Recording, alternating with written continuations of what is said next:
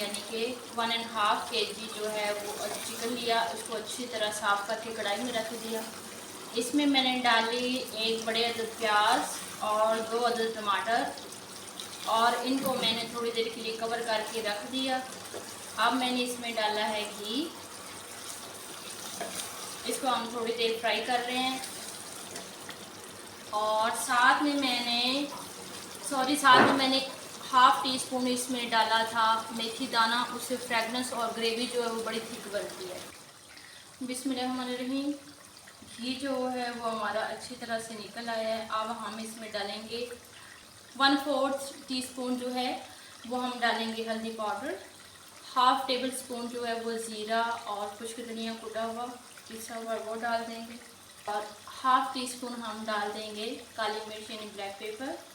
इसके साथ ही 1/4 table spoon जो है वो जाएगा कढ़ाई मसाला, 1 टेबल स्पून अदरक लहसुन और इसमें 1 हरी मिर्च पिसी हुई है, ये पेस्ट हम ऐड कर देंगे। अब अच्छे से इसको कर लेंगे मिक्स। अच्छा, जब कढ़ाई बनाते हैं तो इसमें अगर हम जब घी डालते हैं प्याज और टमाटर वगैरह, तो अगर उस वक़्त हम 1 या हाफ़ टी स्पून जो है वो अगर मेथी दाने का डाल दें तो इससे एक ये होगा कि आपकी जो ग्रेवी है वो थिक बनेगी, और सेकंड ये है कि उसकी फ्रेगनेंस बहुत अच्छी आती है। तो आप ट्राई करके ज़रूर देखिएगा। अब मैंने जो फ्लेम है वो बिल्कुल लो फ्लेम पे इसको हम करेंगे फ्राई, क्योंकि जो कढ़ाई होती है इसको धीमी आंच पे भुना जाए, जितना इसको पकाया जाए ये उतनी मज़ेदार बनती है। रेड चिली या रेड फ्लैक्स जो हैं उनका इस्तेमाल नहीं किया है, हम ये ब्लैक पेपर में कढ़ाई बना रहे हैं।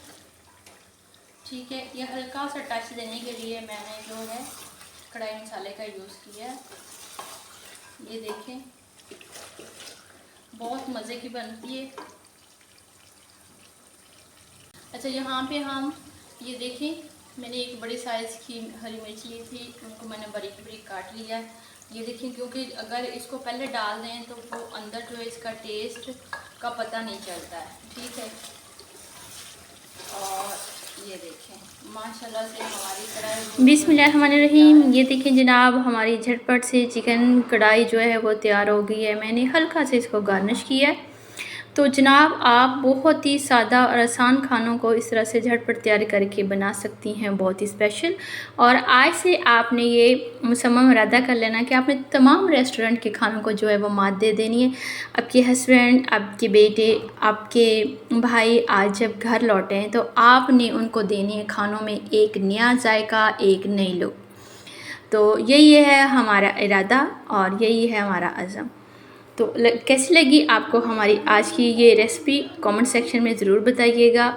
अगर आप मेरे चैनल पे अब तक न्यू हैं और आपने सब्सक्राइब नहीं किया तो प्लीज़ मेरे चैनल को सब्सक्राइब कर दें, और साथ लगे बेल आइकन को भी ज़रूर दबा दें ताकि मेरी आने वाली हर नई वीडियो की नोटिफिकेशन आपको मिलता रहे।